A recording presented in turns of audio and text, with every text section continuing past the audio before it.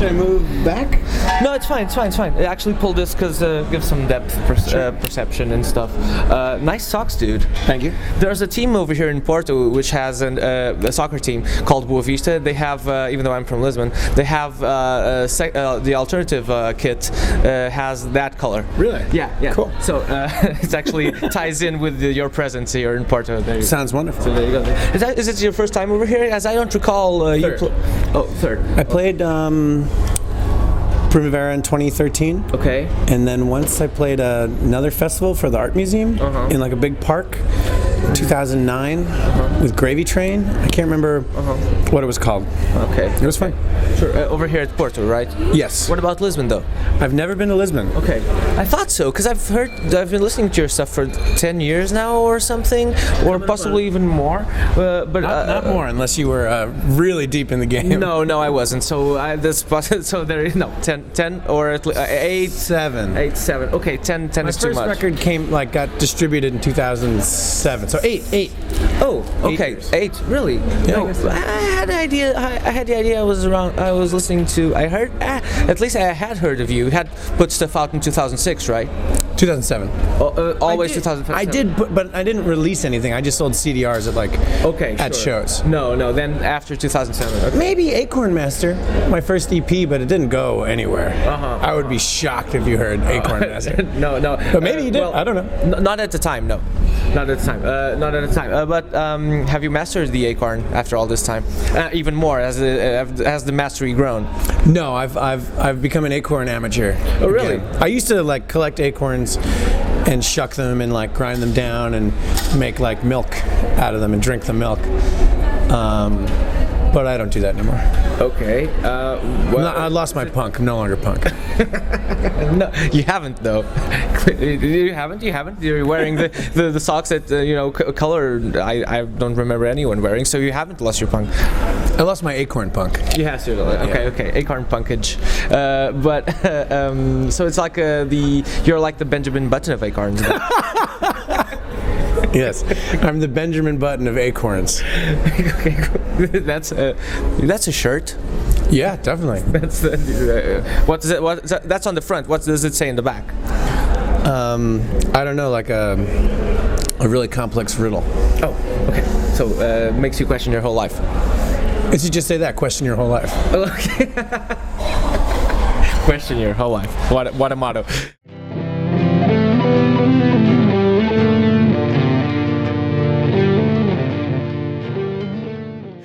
This is playing Primavera.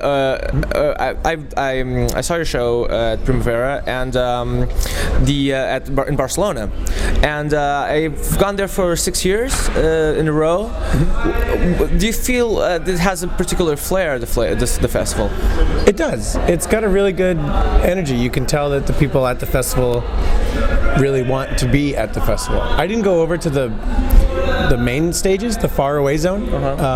It's pretty far. But I really feel like that the Ray-Ban stage and then the ATP stage and the Pitchfork stage and the Vice stage. Is it still Vice? I can't remember if Vice does it anymore. Vice, I don't think they do it anymore. Well, those stages. Ray-Ban, Pitchfork, and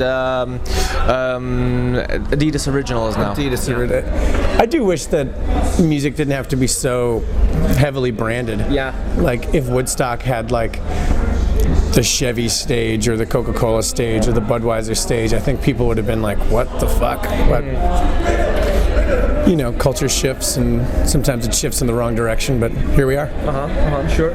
Do you think artists should sponsor stages? The artists? Yeah, some artists sometimes. Because, it happens with ATP where someone curates, like Sonic Youth curates ATP. I see what you're saying. Yeah. Yeah. I mean, I really like the curation of Primavera. I think they do a great job. And a lot of artist curation, while I think it's great, it's a lot of my buddy should play. You know what I mean? Sure. So, curation in between commas. It's being a good curator is a very, very difficult thing, and I think they do a great job of it. Sure. Do you think you'd ever curate to a stage? Do you think that's in you? I used to book a festival in Baltimore for about 5 years, for exactly 5 years. See, I knew some, I could feel it, I'd love to do it again. It was really fun. It's a lot of work, and we were like a it was a DIY festival. It was no money was made. It was just lost. We might as well have like gone to the beach and like dug a hole and like buried money and then like gotten drunk so we'd forget. It was something you thought something happened anyways, right? Yeah, like, exactly. Yeah, had some fake memories of things. Maybe they all are. Who knows? Question your whole life. But yeah, it is nice when question your whole life. I'm the Benjamin Button of acorns. Exactly. This is really going in a direction I didn't think it would. Oh, there you go. Yeah, are you sure? I'll curate a stage. Just send me an email. Okay. Everybody send emails to Dan for curating of stages.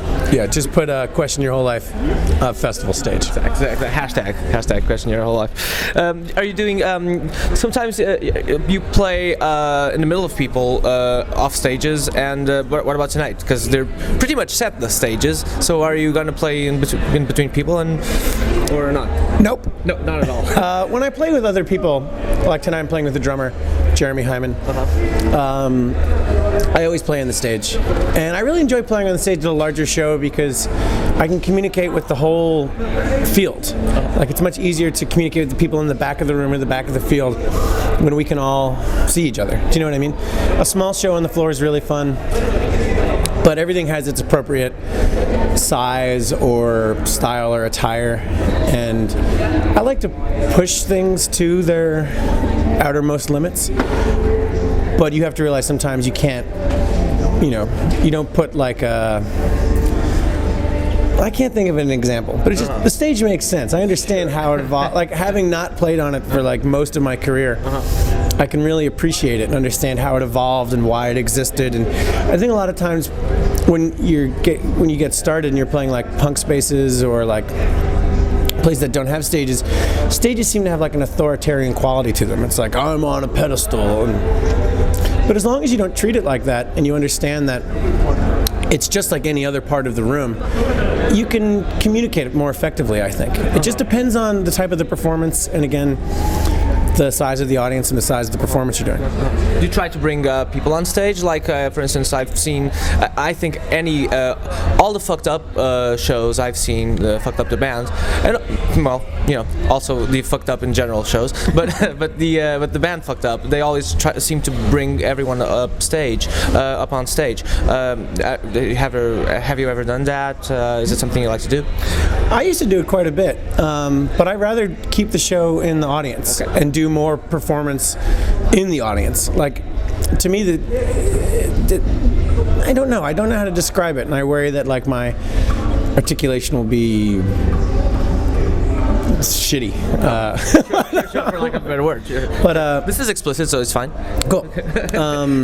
I think treating the entire performance space where everyone is as the main performance area, because the thing about dance music, like dance music is a social thing. You go to watch other people dance and to dance with other people and to dance by yourself. You're not really going to watch something, but rock music culture is about, it's more theater. You're sitting there, or you're standing there, and you're watching one thing. And I make dance music, but I don't make dance music you hear at a club. Do you know what I mean? So it's, my whole goal is to get the audience to look at themselves more than they're looking at me. Do you know what I mean? Yeah. And I like to be the catalyst that starts creating situations where the audience goes from like a group of people who are all just strangers in a crowd to one big collective group that are doing something together, and that they become the performers. Sure. And I think you can do that the best in the audience, because in the audience you bring a couple people up on stage, they're the only ones who can come up, but if you shift the whole performance to the floor,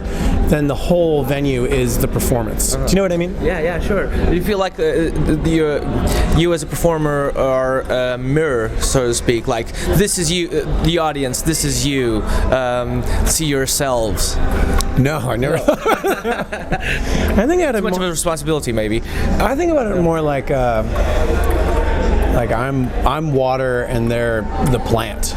Sure. And I water the plant, and then the plant grows with the water, and they turn the water into something else, and that bears fruit, and that it's a cycle. It's a feedback cycle. Okay. The audience the audience and I are, in my mind, performing together. It's one group performance, and it's an improvisation every night, and that's what I like the most about it. Speaking of improvisation and a lot of gear that you use, have you been using anything different recently? Anything you've found or made yourself? No, everything I make is fucking nightmare. And like since we fly so much, like self-made electronics aren't like airport security's favorite things. Oh. So they always get fucked up. Oh. So I try to use stuff that I can always have backups of, because it's constantly getting smashed up, and a lot of like MIDI controllers aren't really the most robust instruments on the planet. But I'm using a lot of these modules by a company called Fader Fox that I really like. Okay. They're like a small MIDI controller company out of Berlin, and I just like the way they look and the way they feel. That's what I'm using currently. Okay, cool.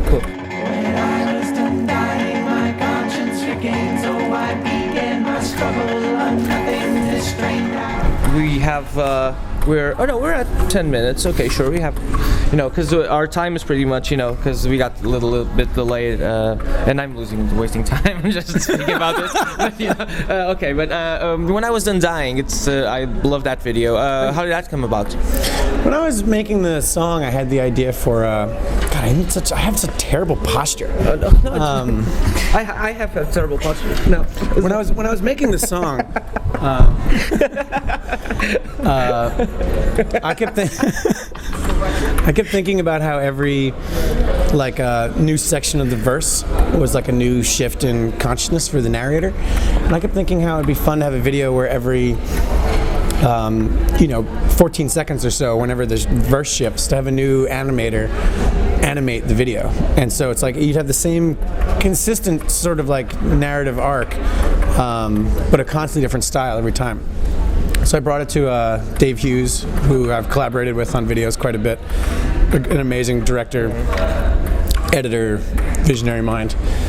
And he took the idea and made it a reality and really refined it and brought it not only into the world, but into a new form that I couldn't have imagined it being. Those guys at Adult Swim are quite brilliant, aren't they? Like, it's quite mind-blowing. Isn't it? Do you agree? I do. Especially the show Off the Air. That's Dave's show, and it's really worth checking out if you haven't seen it. It's a really incredible. It's just like every show has a very broad theme, like hair. Only that one where your video is. I really suggest checking it out. Off the Air. Okay. Quite good. Okay. Do something about your long, filthy hair. It looks like a rat's nest. What's your favorite show on Adult Swim? Because I've been watching their shows for a long time now. I'm not going to say 10 years, because apparently that's not true. But it is like 2005, I think. Yeah. I'm going to stick with Off the Air. Oh, okay, cool. Great. Or maybe unedited footage of a bear. But I contributed music to that. Oh, I love that. Okay, that's. So I can't really. That's kind of cheating. I guess I contributed music to Off the Air too, but I like those the best. Those series with Too Many Cooks and stuff like that is mind blowing. I think. Oh yeah. Too Many Cooks. Space Ghost too, like back in the day, like Absolutely. really beautiful thing. Yes. I think that was so important to like young weirdos to like watch that, and like it'd be on super late, and you'd be like unlike anything you've ever seen, and it was like, what the hell is this? And it's important when you're young to like discover something weird, to know that like you can think differently and do things differently, and that it isn't just like a neatly set out table of food. You can also make something else and do something weird with it. Okay. Like I'm only like a month older than you, and we never. So we're the same age, and I feel the same way. Absolutely. And because I grew up on Ren and Stimpy and on mostly Ren and Stimpy. Yeah. Beavis and Butthead. Sure. Absolutely. And so that hit me hard. Those, and I had to download them because we didn't have any. Really? Yeah, we didn't. Never had Adult Swim, nor even satellite access or cable access or whatever. I had to download those things. So it was an effort back then. It was really very poor quality. Oh, I'm sure. Like still, even with the BRAC episodes and stuff like C-Lab and stuff like that, it was really very, very, very poor quality. quality. The golden age of the internet. Yeah, exactly, yes. This also goes on a podcast called Made of Things, and I've been asking, it's based on the principle that you've dedicated, as an artist, you've been dedicating yourself to art and to your expression. Also because, or mostly, something must have triggered that, I guess, right? Like you heard something or watched something that made your brain go, boom! I need to do this forever and dedicate myself to this. Did that happen to you with any record or something? And what was that trigger? I don't know if it did. I think it was a really gradual shift into realizing like that music was my hobby and my passion, and I really liked doing it. I was going to school in university and just studying like nothing, like just going to college, wasting my life. But in all my free time, I was writing computer music just for fun. And eventually some friends were like, why don't you study music? Why don't you go into the music program? Like, what's wrong with you? And so I did. And then I didn't know what I would do. I was like, I don't have any idea. Like I was studying like composition, like writing like string quartets and pieces for like solo flute and shit. And then in my spare time, I was writing all this like weird dance music, but like not doing anything with it. But I loved throwing parties. And then a friend was like, our band's going on tour. Do you want to come? And I was like, sure. Sounds great. And I didn't really know what that would mean or entail. And I fell in love with it. And I just started thinking, I just graduated and I was like living in Baltimore. I just moved there and I had no money and I had no ID card, no cell phone, no bank account, zero savings. I was living in like a warehouse space, and I was like, if I can just make $200 a month, I can pay my rent and I can dumpster dive food and I can keep making music. So I just started figuring out like I'll just tour and I'll do like 10 shows a month, and if I make $30 a day, I will have extra money. And I don't know, it just started happening. Cool. It's funny because I come from that spot in terms of, I don't have a musical career, but some people seem to really agree with what I'm saying with the whole thing. Like, I listen to that and I need to do this. And so other people, there's a surprisingly surprisingly large amount of people who seem to just have gotten into it organically, like yourself. Yeah, so I see it more as a gradient of like, I got into this aspect of music and then this aspect of music and then this aspect of music, and like, I don't know what my career will be like in, I don't know, a year or 10 years or 25 years. I know I'll always be making music. I don't know if I'll be making it for money or for love or for both, but I don't think I'll be able to stop, unless I go deaf, which I probably will. But it will still always involve cats, kittens, and stuff like that. It's never involved cats or kittens. No, it was Crystal Cat at least. Yeah, I guess so, but yeah, okay. Okay, well, we're 50-50 on that one. Sure. We're good though. Yes. Thanks, man. Thanks for your time. And I'm going to rush into the ride interview. I would have stayed and talked to you for all day. I mean for the future. I'm so tired, dude, because I was up until 7 a.m. last night. Thank you. Yes. This is the sponsored by Twix. Sponsored by Twix, and the Dan Deacon stage. Twix stage, yeah, aka Twix. I'm sorry, I need to. There you go. Thanks. There you go. Thanks, man. That was great. Yeah, that's a good.